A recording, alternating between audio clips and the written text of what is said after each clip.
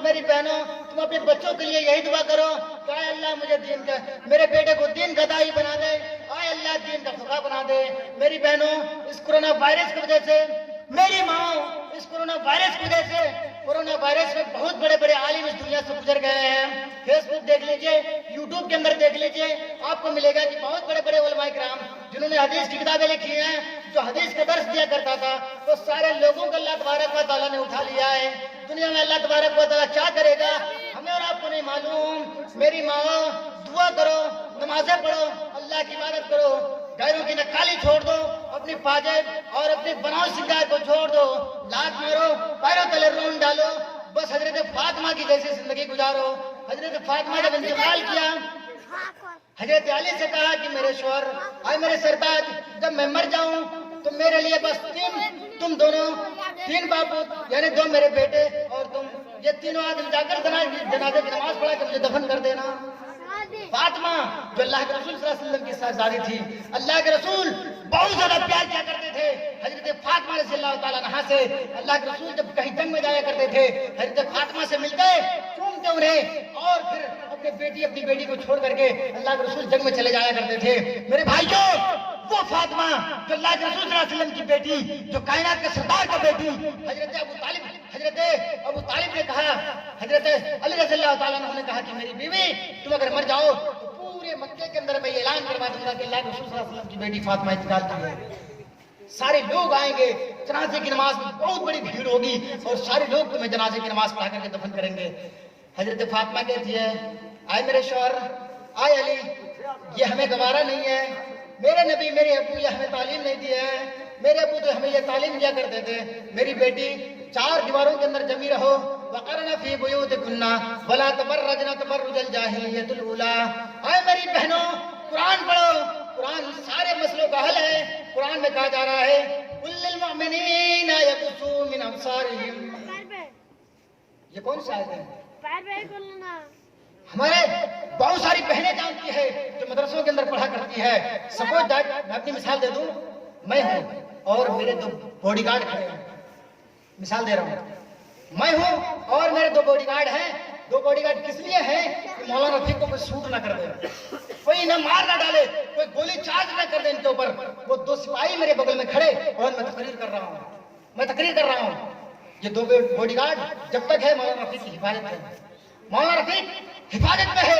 अगर ये दोनों बॉडीगार्ड चकमा देकर भाग गए तो मौलाना रफीक की जिंदगी खतरे में, डीएम की जिंदगी खतरे में, एसडीएम की जिंदगी खतरे में, पीएम की जिंदगी खतरे में, प्रधानमंत्री की जिंदगी खतरे में। मेरी बहनों, अल्लाह ने तुम्हें भी दो बॉडीगार्ड दिया है।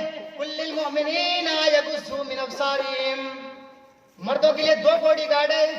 कुल्लिल मुमिनीना यगुस्सू मिन अब्सारिहिम, निगाहें नीचे रखो और अपनी शर्मगाहों की हिफाजत करो। दो मर्दों के लिए है, लेकिन औरतों के लिए अल्लाह तबारक व तआला ने तीन किया है। कुल्लिल मुमिनात यगुस्सना मिन अब्सारिहिन्ना व यहफज़ना फुरूजहुन्ना वला युब्दीना ज़ीनतहुन्ना। मेरी बहनों, निगाहें नीचे रखो, अपनी शर्मगाहों की हिफाजत करो और अपने ज़ेबो ज़ीनत को जाहिर न करो। तुमने ज़ेबो ज़ीनत जाहिर कर दिया तो कोई भी उचक्का तुम्हें फाड़ सकता है, तुम्हारी इज्जत से खेल सकता है, तुम्हारे जिस्म को तार-तार कर सकता है। मेरी बहनों, इन तमाम चीजों को छोड़ दो। अल्लाह तबारक व तआला फरमाता है, वक़रना फी बुयूतिकुन्ना वला तबर्रजना तबर्रुजल जाहिलिय्यतिल ऊला। अपने चार दीवारों के अंदर जमी रहो, बाहर मत निकलो। जरूरत के पेश अगर तुम्हें बाहर निकलनी पड़ जाए, चेहरे पर निकाब डाल लो, हाथों में दास्ताने पहन लो, पैरों में मोजे पहन लो, सिर्फ तुम्हारी चेहरे दिखनी चाहिए, नाव सिंगार को छोड़ दो। ये सारी चीजें गैरों की निकाली है।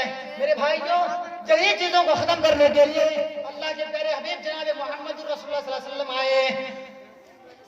अज्ञान हेतु कृत मोहम्मदान्तिकारम नासम विदायम ही ततो दैतदवेका। मोहम्मद का नाम का आदमी आएगा जो अंधेरों को मिटाएगा, अंधेरे को खत्म करने का करेगा। योगियो जीत सततमाद माम रास्ते स्थिता एक आख्य चतात्मा निराश्री परिग्रह। जब धर्म बिगड़ेगा, धर्म के अंदर लामसवत पाई जाएगी, धर्म को लोग फॉलो नहीं करेगा, तो ये के बाद ईश्वर अवतार ग्रहण करेगा, अवतार भेजेगा। परित्रणाय साधुना विनाशाय चित्तग्रस्ताम धर्म संस्थापना संभवामि युगे युगे। अथर्ववेद, ऋग्वेद, भागवत गीता, अल्लाह परिषद सारी किताबों को खोल लो तो एक ईश्वरवाद की बातें मिलेंगी, पर्दे की बातें मिलेंगी। हिंदू धर्म के अंदर भी पर्दा है। मेरी बहनों, मेरे भाइयों, जो हम नमाजें पढ़ते हैं, जैसे हमारे मुसलमानों के लिए नमाज पढ़ते हैं, हम जब 5 टाइम की नमाज पढ़ते हैं तो सिर्फ मुसलमानों के लिए नमाज पढ़ते हैं। आप दुनिया की तमाम मज़ाहिब किताब उठा लीजिए तो तमाम मजहबी किताबों के अंदर आपको मिलेगा नमाज के बारे में पूजा का शब्द आपको नहीं मिलेगा। पूजा का शब्द किसने लिखा है?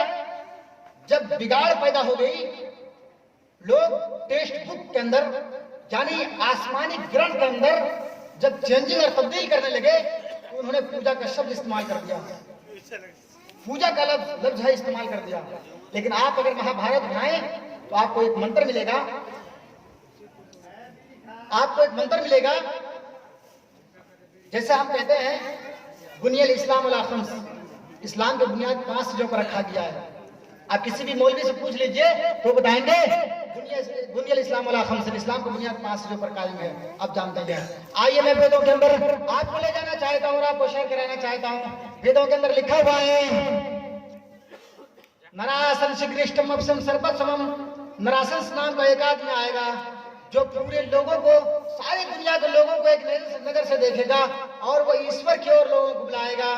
फिर वेदों के अंदर कहा गया है सनातन धर्मम पंचम वस्तु अस्ति। सनातन धर्म 5 चीजों का नाम है। प्रथम वस्तु एकम विरहमादित्य नासन नास्त किंचन। द्वितीय वस्तु साष्टांग तप दिया।